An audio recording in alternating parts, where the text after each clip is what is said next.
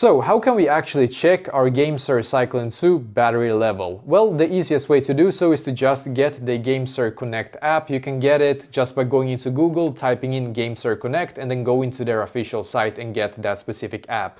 Now use the cable that you got when you purchased the controller. You can see one of the ends, the USB ends, needs to go into your laptop or PC, and the USB-C ends here needs to go to your Gamesir Cyclone 2 controller here.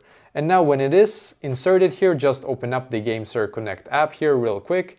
So we're just gonna open up that app.